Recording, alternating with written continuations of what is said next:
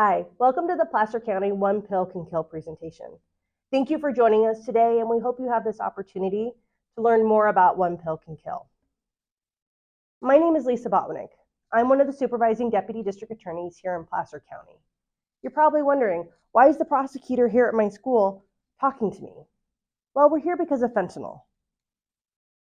How many of you in this room have heard of fentanyl? Good, that's a decent number. But for those of you who haven't, what is fentanyl? Fentanyl is a drug, a controlled substance, a narcotic. The main form that we're seeing it here in our county is in the form of these fake prescription pills. Now, these aren't real prescription pills that have fentanyl added to them. They're fake from the very beginning. These pills are made in illicit labs, garages, basements, where people are just throwing in fillers and fentanyl and just mixing it up. No recipe. And they're making it into pills. And then they're selling these pills to you, our young adults and our students, but they're marketing them as prescription drugs. The majority of the common pills that we're finding on the street are fake and contain fentanyl. The most common form that we're seeing here are oxycodone, Percocet, Adderall, Xanax. But fentanyl can come in all forms, all different shapes and sizes of pills, powders, mixed into other products, even marijuana and vape pens. Here's an example of real oxycodone pills and fentanyl pills. I can't tell the difference. Law enforcement can't tell the difference. In fact, we don't know which one of these is real until they're tested at the laboratory of the Department of Justice. If we can't tell the difference, you can't tell the difference. But what's the problem with fentanyl? Fentanyl is highly addictive and highly lethal. And unfortunately, we're seeing a rise of these fentanyl-related deaths, both nationwide and in our local community. In 2021, we had 33 Placer County residents die from fentanyl-related deaths. Nearly half were under the age of 25. Fentanyl deaths in the United States have risen nearly 500% in the last few years. So much that fentanyl-related deaths are now the #1 leading cause of death for 18 to 45-year-olds in the United States. This chart shows you our numbers here in Placer County. The blue bar is all the overdose deaths in Placer County from all substances, including alcohol. The green bar shows the number of fentanyl-related deaths that we've had in our county. You'll see that a couple years ago, we didn't have any fentanyl-related deaths. And then in 2021, 33 fentanyl-related deaths. So far in 2022, as of now, it's the end of October, we're already up to 23 fentanyl-related deaths in Placer County. Nearly half of our overdoses are fentanyl-related.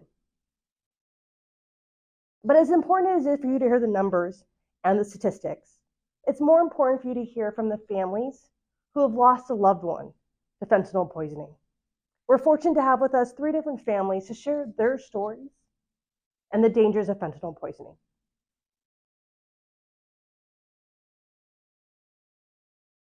Hi, everybody, and thanks for being here today.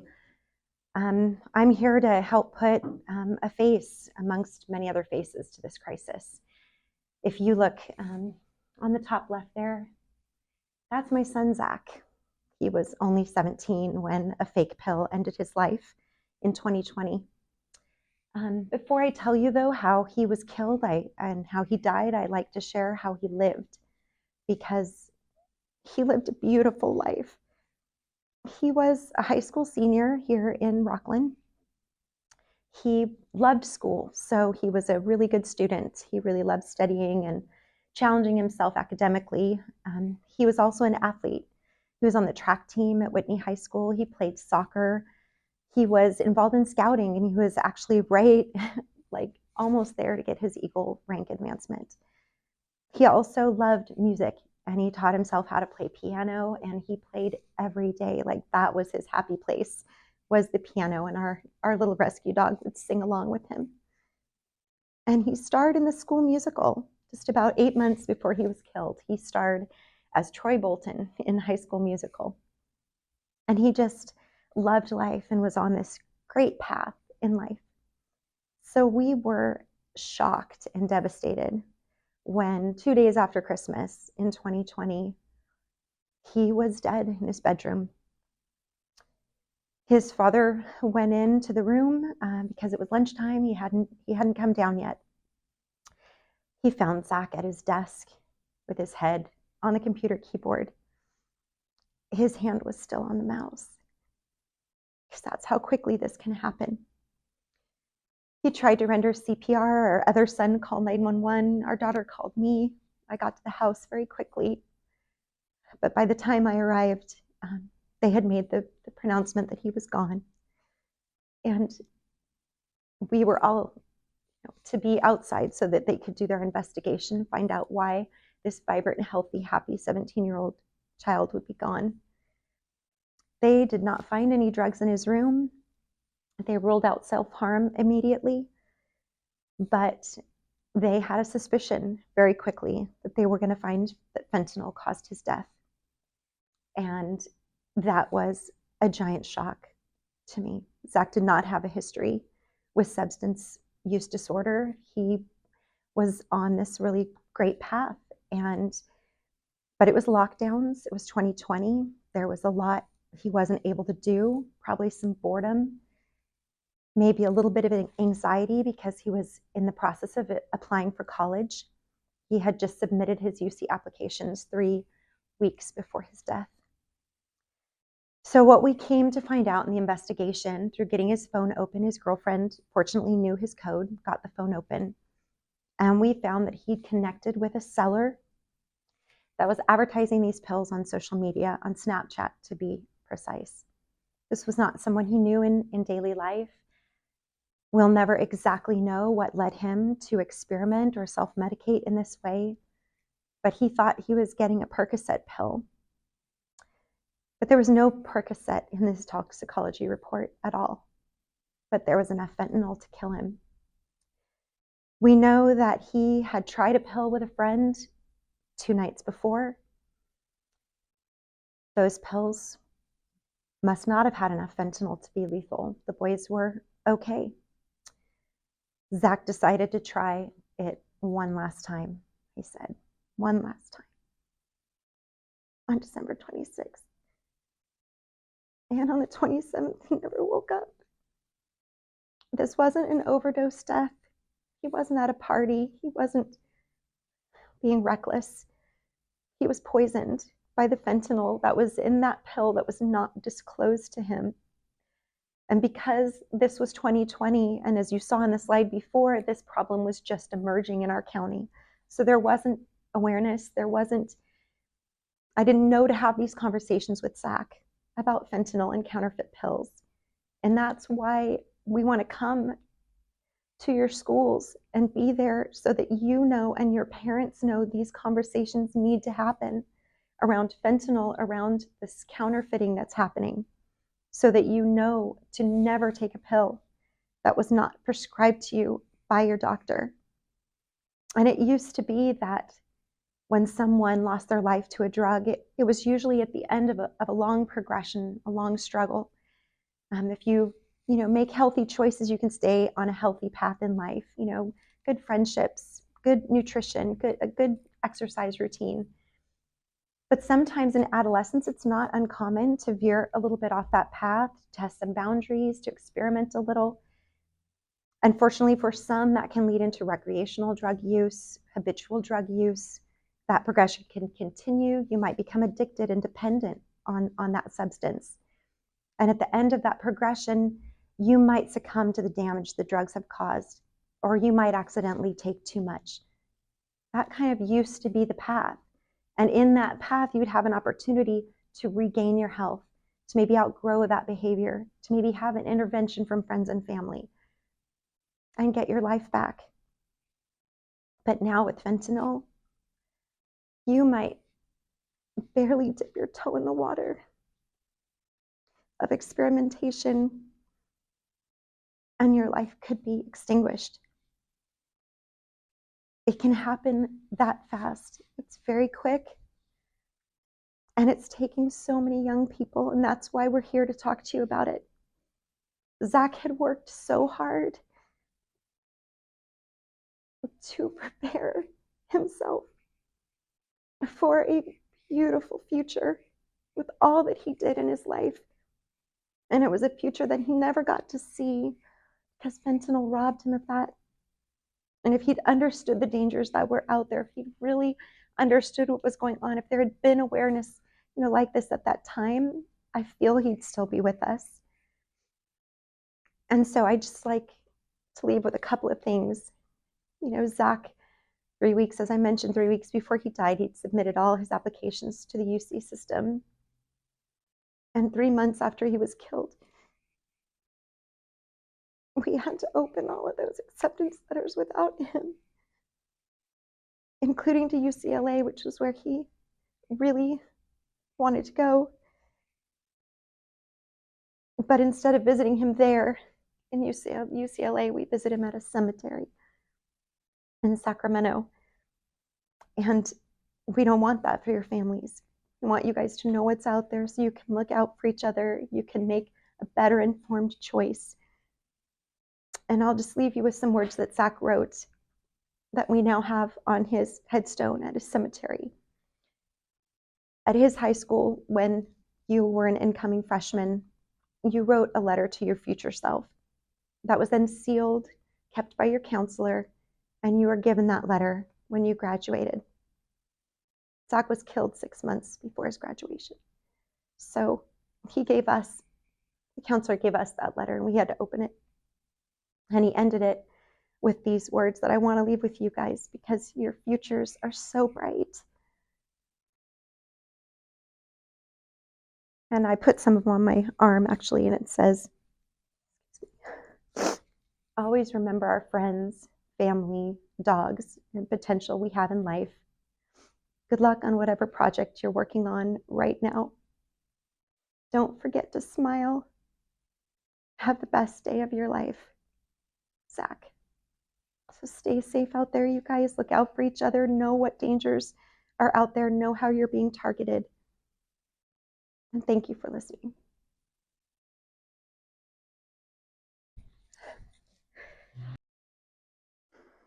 Hello, everyone. My name is Chris, and I am Zach's dad. And I want to start by saying thank you for having us here and for us to share our story. I will admit, if you haven't already sensed this, that this is a very difficult topic for us. It is not easy coming up here. We're sharing some very personal and very profound stories that will forever deeply impact our family. I'm a retired military vet, and I've had an adventurous career, but one of the things that most people don't know is I've also struggled a lot in my career, and I've lost far too many friends in the line of duty. And every one of those losses hurt.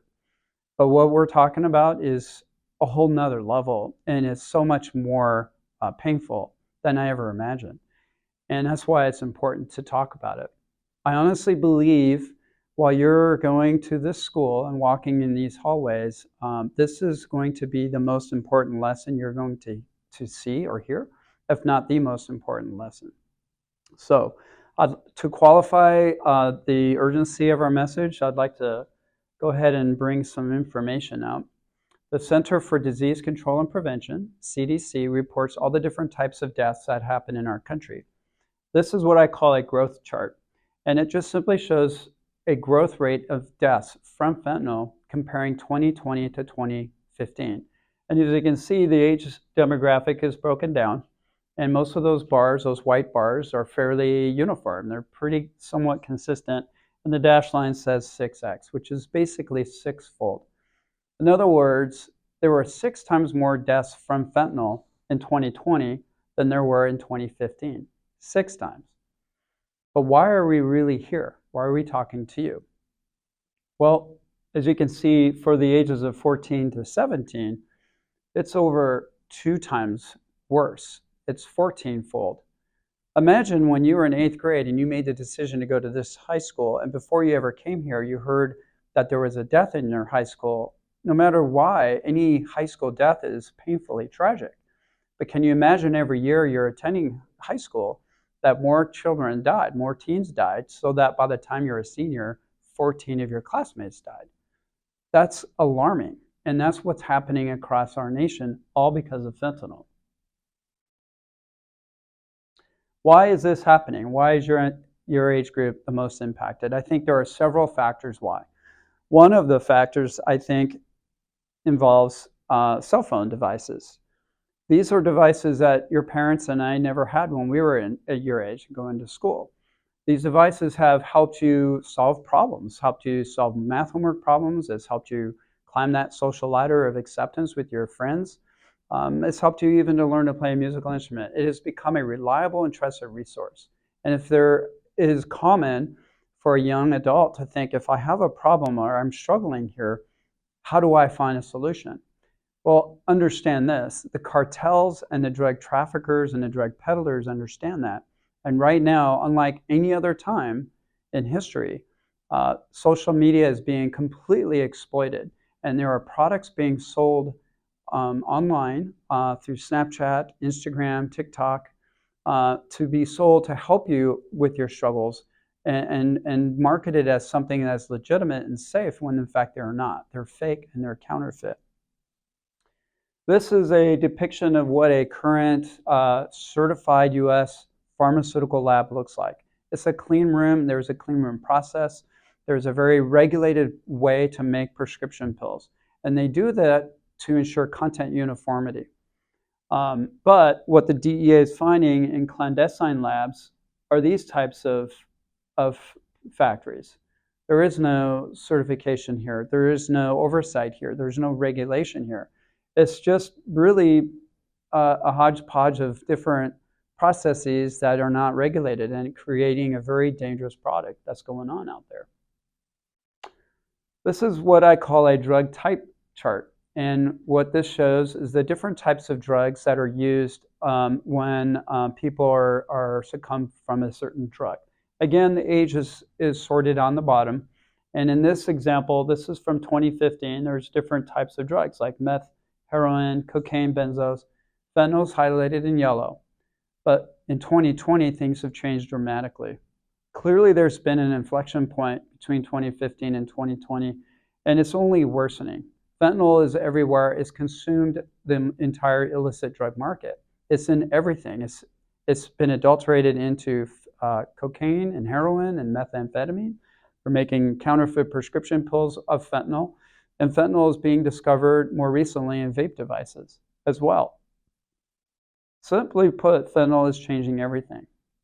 In our efforts to bring awareness, one of the biggest challenges is the stigma that comes along with it.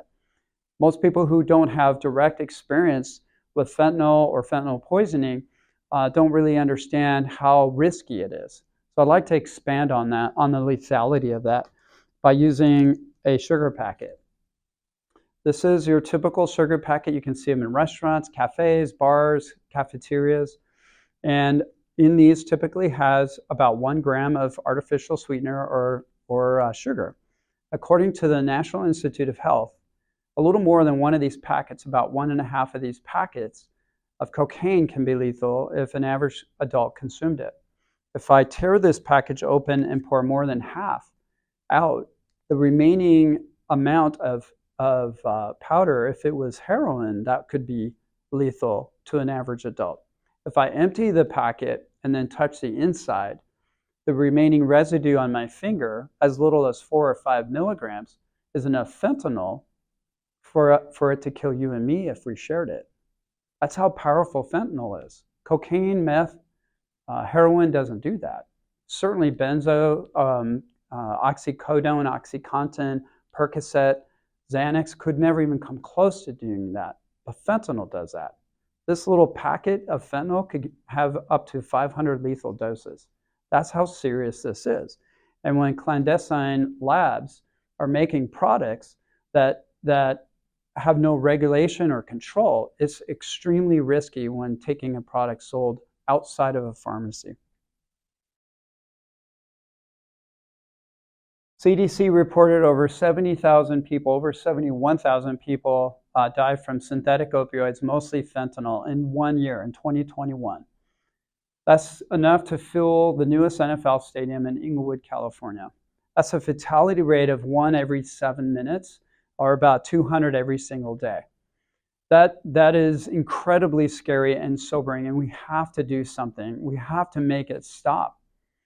I wish someone sat me down to give me this education. I wish someone sat Zach down so he had this education. You have this education. It has been said, education is the passport to your future. And that, to me, brings hope. That we have hope that we can literally stop this, that we can make this go away. So know this, you are not defined by the decisions others make for you. You're not defined by the opinions of others. You're simply defined by the decisions you make. One person can make the most impactful difference in the world. A Washington, a Lincoln, a King, a Mandela, a little girl from Pakistan, Malala, can make a difference. You can make a difference. So stand with us to turn our anguish into action. Get familiar with the dangers and learn what's really happening, and share this information and help us overcome this crisis so that we can save lives. You have more than demonstrated the potential to bring new innovation and progress in this world, and we want to see you survive. So please help share our awareness and education. Thank you for your time and your attention, and please stay safe.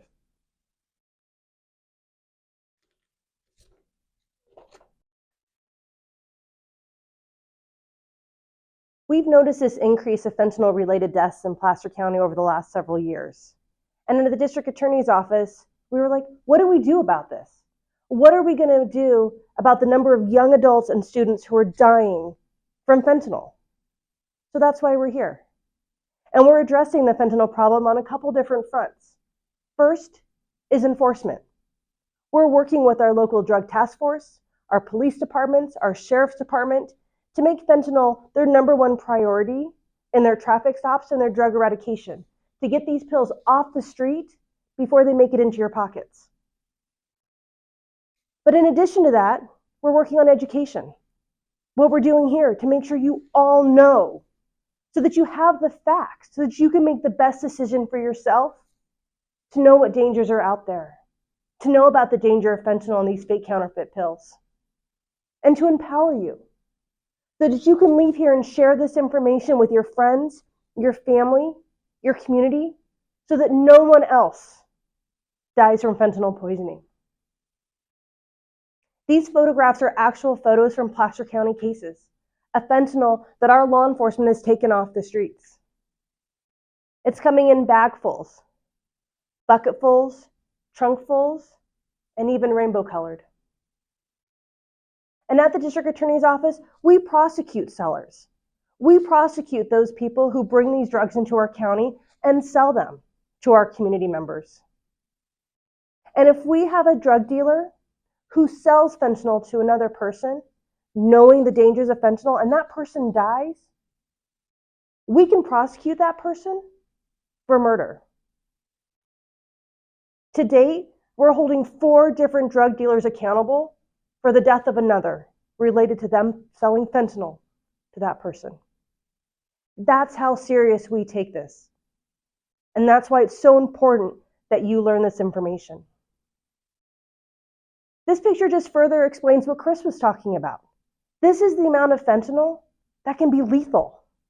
Such a small amount, just a couple grains of sand, salt, or sugar, is enough to take a life.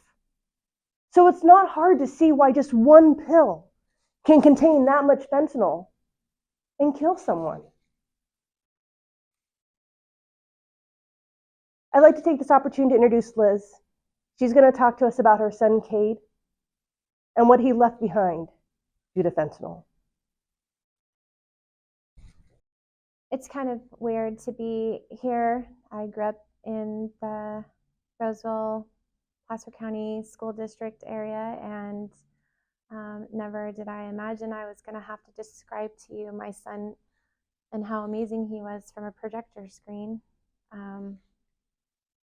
Cade was my best friend, and he passed away 10 months ago.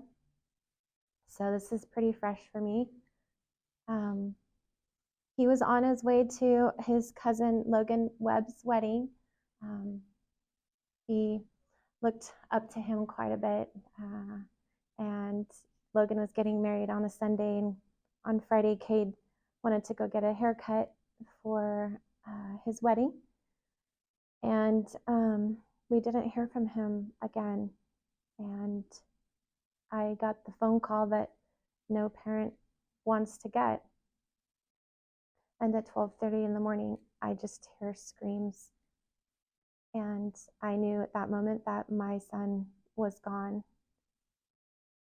I tried calling his girlfriend that night over and over, and I didn't hear back from her until the next morning. And all I got was a text message that said, "What's up?" She was 9 months pregnant. Cade passed away 4 weeks before his baby girl was born. I now have a 9-month-old granddaughter named Indigo Cade Webb. I moved back from Texas to California after losing Cade, and I brought his dog with me, and I brought her to Cade Cemetery to come visit him because she needed to know where he was, because he just never came back home. And when I'm there visiting him, I usually video the clouds and little birds that come visit me. And this day I decided to continue to video while Athena was sitting next to me, and her leash was on my ankle, and she seemed calm, and then she just wasn't. No, Mom, it's okay. After a few minutes, she knew where Cade was, and she began to dig for him. This is what happens when we make a choice, one choice that we think is so small, but it can be so permanent and extremely fatal.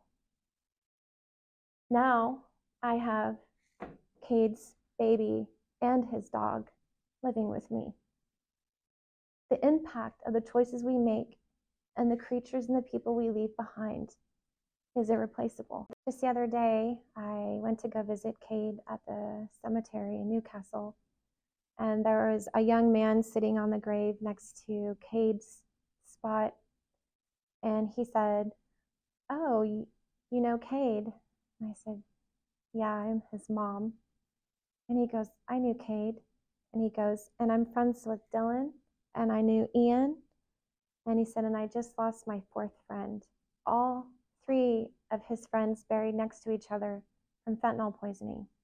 And after losing his 4th friend, he told me that he's been drug sober for 6 months because he's losing so many of his friends in Placer County. I told him how proud I was of him, and to keep going, and to keep talking to his friends and sharing the message. But if that's not an example of how this county is being impacted, in this state, in this country, from this epidemic, then I don't know what is. A 19-year-old man sitting there pointing at 3 young men, all dead from the same thing within a year's period. I want you to understand that everything that we are doing doesn't bring my son back. But what it does is it gives you information and awareness of something that I didn't have, that I want you to know and I want to share, because it makes a difference. You need to take what you're learning and take it into war, because that's what you're in right now. And unfortunately, it's not your fault. You didn't put yourselves here. This war that's been ensued on you was placed in your lap, and you haven't been given the proper tools to fight it. But we're trying to do that with you right now. So just remember, before you make any small decision, think of the impact that it can make on the people that you love and yourself. Thank you.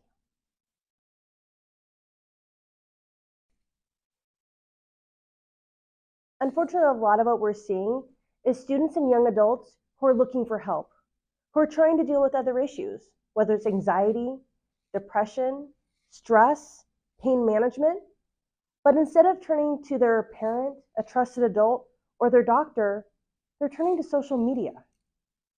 And they're getting these fake prescription pills from a stranger, from a dealer, to try and deal with their legitimate concerns. And instead of getting the help that they're looking for, they're dying. One of the things we get asked about is about test strips and about whether or not I can use these test strips to test a pill to see if it's safe or not. It's important for you to know that test strips are not reliable when it comes to testing these fake counterfeit pills. In order to accurately test a pill for fentanyl, you'd have to completely destroy the pill. And even then, if you only test part of the pill, you might get an inaccurate result. Because these pills aren't made in legitimate laboratories, they're not uniform. The materials in the pill are not uniformly spread throughout a pill. So part of a pill might contain no fentanyl at all, whereas the other part of the pill may contain a lethal dose of fentanyl. And even then, if you test one pill in a batch, that one pill may not have a lethal deadly combination of fentanyl. But that doesn't mean the other pills in the batch don't have fentanyl in them. These pills are too unreliable and too ununiform for test strips to be accurate. But one thing that we do have at our disposal is Narcan. Narcan is a nasal spray, and it acts as an antidote to an opiate overdose. It's important for you to know that every first responder carries Narcan. So if you see someone, know someone you think may be suffering from an overdose, call 911 immediately. Because that police officer, that paramedic, that EMT, all have Narcan. And they can administer Narcan to try and save that person's life and get them to the hospital for the life-saving treatment that they need. If you have any concerns, make sure you call 911 so Narcan can be administered. I'd like to introduce Laura, who's going to speak to you about her son, Spencer. Spencer was another Placer County student who unfortunately lost his life to fentanyl poisoning. Hi, everybody. Thank you for coming and for your attention today. Really appreciate your time. I wanted to talk to you all about my son, Spencer, who's on the screen here. Spencer lost his life 2 years ago on September 21st, 2020, from a fake Xanax pill that he got from somebody that he thought he could trust. He was 20 years old, and he grew up right here in Placer County, attended local schools, and has 2 younger siblings. Growing up, Spencer was a really active kid and super busy. And from a very young age, the pediatrician diagnosed him with ADHD.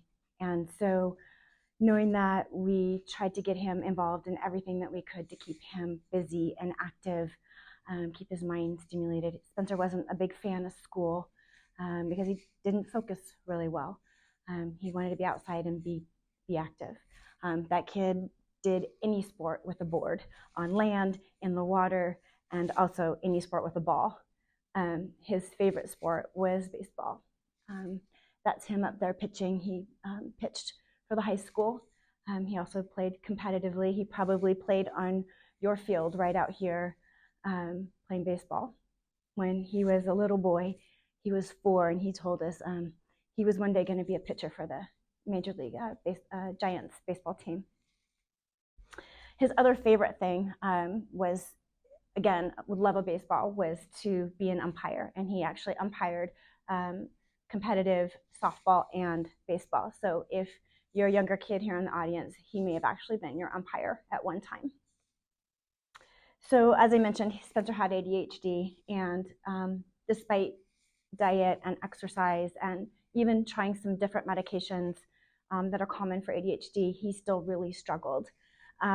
He also developed some anxiety, which is not uncommon for kids who have these kinds of mental health issues to struggle with. In high school, he tried to self-medicate a little bit with marijuana and some Xanax, which did not help him, of course. But we did get him some help, and he got on a great path. In fact, he was super proud. He had gone to Sierra College and had gotten his EMT certification, and his goal was to become an EMT paramedic firefighter. He was accepted to the Firefighter Academy in January of 2021, but he obviously didn't make it. So what happened to Spencer? Like Laura and the Didiers explained about Zach, this was 2020. It was the lockdown, it was COVID. The normal avenues that Spencer had to help with his anxiety and his ADHD were taken away.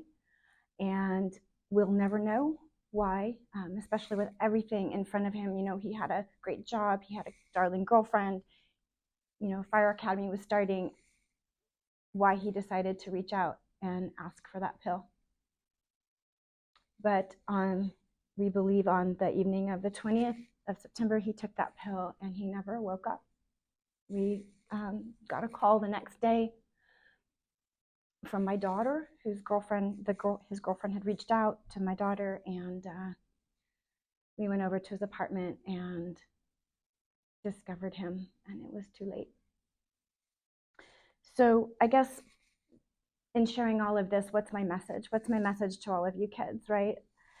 Why should you listen? You know, does it really affect you? Yeah, it does. You guys saw the slides. It is affecting you.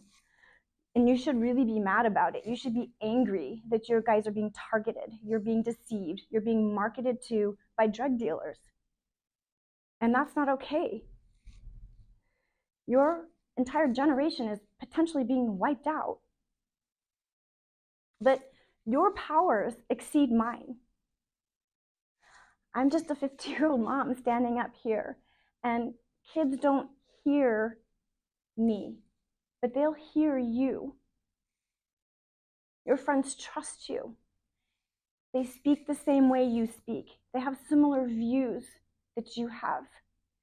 So by you taking this message, they're going to trust that. You are the influencers. You're connected through social media 1,000 times more than I can ever be. So if that power can change this epidemic and turn it around by just talking to one person and taking this message away today, what do you want to tell them? What does it look like? So I do want to tell you what it looks like when somebody takes too much of an opioid or fentanyl. You have less than 10 minutes from the time of ingestion.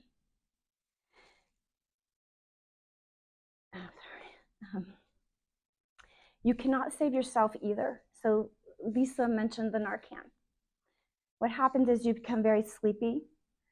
You may lose consciousness. Your lips and fingernails may turn blue or purple. You may not be able to talk or even walk. If you're seeing a friend in this condition, the first thing you need to do is call 911. The other thing that you might hear is gurgling or snoring or choking. This is not snoring. That person is dying. They're actually dying. You have to intervene. They cannot help themselves. Within a couple of minutes, they're beyond the ability to even get out their phone and text, "I got a bad pill." They can't do that. They cannot self-administer Narcan. So the other thing I want to say is, obviously none of us ever condone experimentation or taking a pill, but don't ever do it alone, and don't ever let a friend do it alone. And if you are in the company of a friend that has maybe taken a drug, don't leave them alone. You are better off giving them help and being the hero than in letting them die by themselves. That brings me kind of to my next point, and I know a lot of you kids, snitching is the worst thing. It'll ruin your reputation. There's a code of conduct out there, no kids snitch. Well, this isn't snitching. This is saving a life. So again, call 911, save the life. If you call 911 and get EMS activated, there is a law in California. It's the Good Samaritan law. And you cannot get in trouble for making that call. But the pain of losing a friend is going to be the size of your friend in your heart, and that will never change. The other thing too is I want you to say that it's okay to not be okay. A lot of kids out here struggle with the things that my son struggled with. Find a trusted adult to talk to. Look up our resources online. Reach out to someone so that you don't feel like you need to experiment or try something to ease what you're feeling. And lastly, I have one other story I want to share. It's about another young man from our community. I have his mom's permission to share it. I think it's really important because it shows what can happen even when you have the education or the knowledge about fentanyl. So this young man was 18 and he was from our county as well. And he died a year ago, September. And he decided to experiment with an opioid medication, a fake drug that he got also online from a dealer. Fortunately for Cole, that's his name, he was at his grandfather's house, and his grandfather heard him in the other room, and he was making strange noises, and he went running in there, and Cole was struggling to breathe. He administered CPR. He was able to call 911, but by the time he called his mom came rushing over. By the time he got there, Cole appeared to be gone. EMS arrived. They gave him a shot of Narcan, and Cole sat straight up, and he looked around, and he was like, "Oh my God, Mom, I'm so sorry. I'm so sorry." Looking at his mom's face, did not realize what had just happened.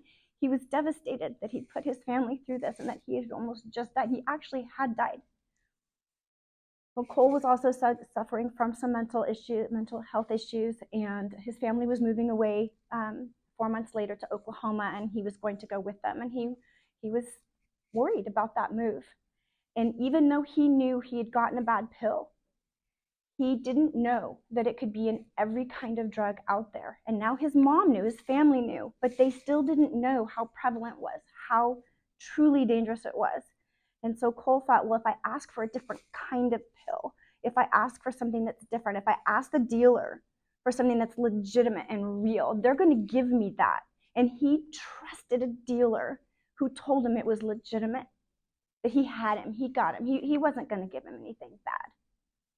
And 4 months later, on the day his parents were supposed to move to Oklahoma, Cole took another pill to calm himself down. And this time, his grandfather was not there, and Cole did not make it. So now you guys have this education. You have the stories of all these beautiful kids that are just like you. And now you know that it is affecting you. You know the signs. You know that acting is not snitching. You have the power to stop the killing of your generation, because that's what it is. And I hope it makes a difference. Thank you so much for listening today. And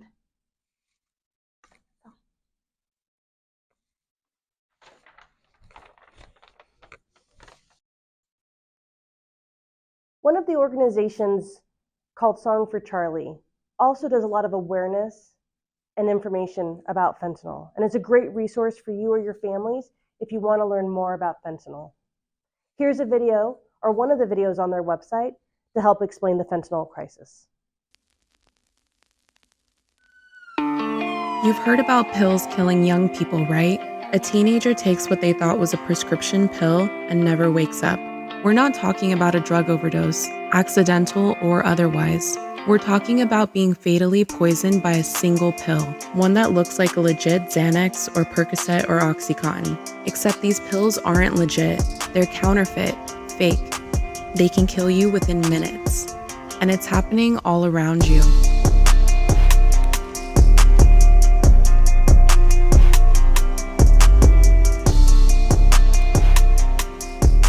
The fastest growing group of victims is young and inexperienced. They take pills for different reasons. Some of them are experimenting, others are stressed out and self-medicating. Many victims died at home in their beds after swallowing just one pill. Every young person is at risk.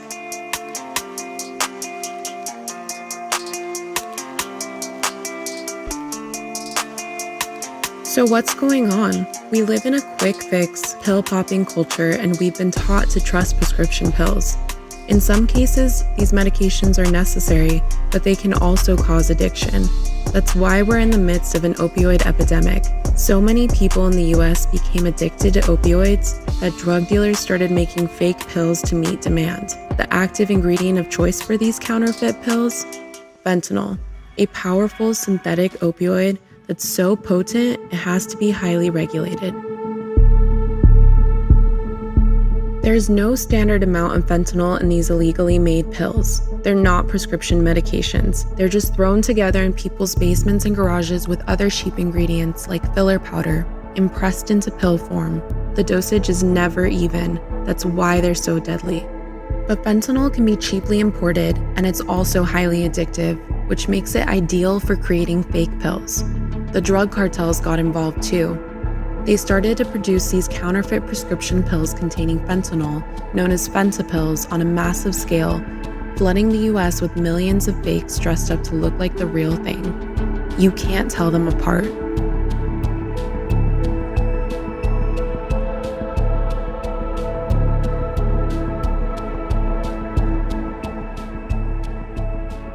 Authorities can't fix this or make it go away, but you don't have to be the next victim.